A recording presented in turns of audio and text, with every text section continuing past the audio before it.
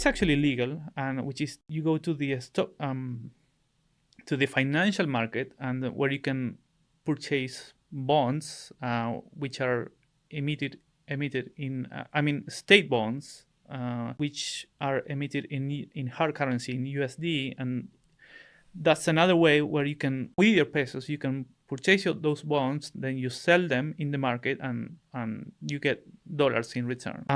So depending on where you go, the exchange rate is different. And then crypto came as another alternative to this maze or different ways of getting dollars. So there's another exchange rate that is like the result of this game and different ways to currency control. Yeah. Is this called the blue dollar market? Is that yeah, that's the blue dollar market. Yeah. So the blue dollar market is the, let's say, is the one where you go in the street and where you may go to or to the gray market, like we said, and you would give your pesos to someone and they will give you USD. Okay.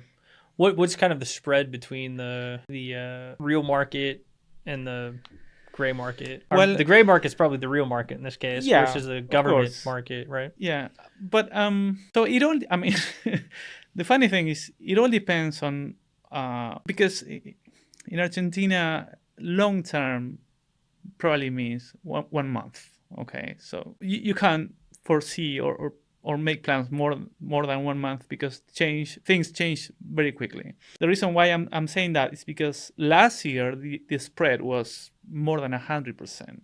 So the official rate was maybe let's say it was 300 pesos for $1, and in the blue dollar or the blue market was about 700.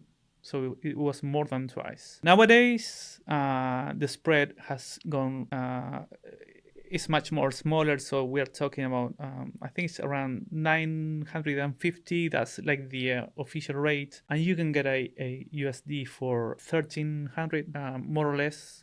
Okay.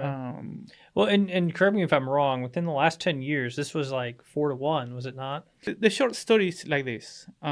We had a president in the 90s who managed to, because we have always lived with inflation, but there was a period where we had Menem, that is the name of this guy, who he managed to control the inflation, and he had a law that would say that 1 peso was equivalent for 1 USD. And that was successful, and it worked for something like around maybe 7 or 8 or 9 years. So there was no inflation, and 1 peso had the same value as $1.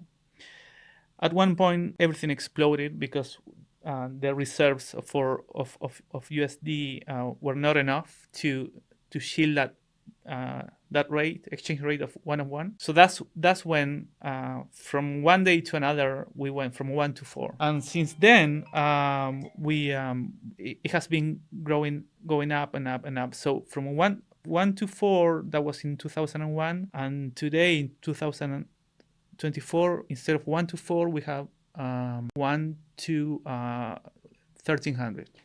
Wow. So 400, 300 times in 20 years. Yeah. So basically 99.7% of the value went away. Yeah, that's correct. That's pretty rough. Yeah. So practically speaking, then, from day to day in Argentina, when you go to the store, mm-hmm. right, you're a crypto person, so you have probably a Binance account. Yeah.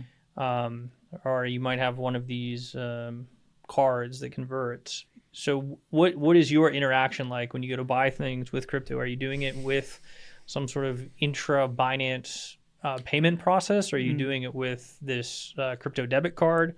How are you using crypto in Argentina? Yeah, the cases I am more familiar with are crypto exchanges like Lemon, that they would give you a card, and then you would use that like a normal a regular debit card, and I mean the shop owner I mean, for them, it's irrelevant.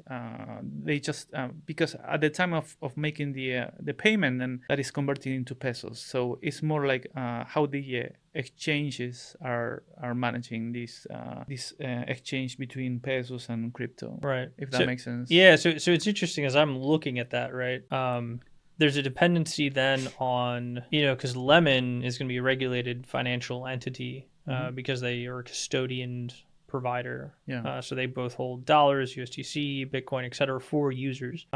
They also are doing exchanges. So I don't know if they run their exchange directly. I believe they integrate with other exchanges, but that's sort of a regulated business, and having sort of access to the conversion markets between crypto and pesos is going to be a regulated activity too. And then the ability for users to sign up with either Lemon or Binance or whatever to get crypto is also going to be sort of a regulatable activity. Yeah. So although you guys kind of have a alternative system here, it is completely at the grace of the current administration that's allowing you to continue to use crypto as a mechanism to try to maintain value of earned assets. Yes, you're absolutely right about that.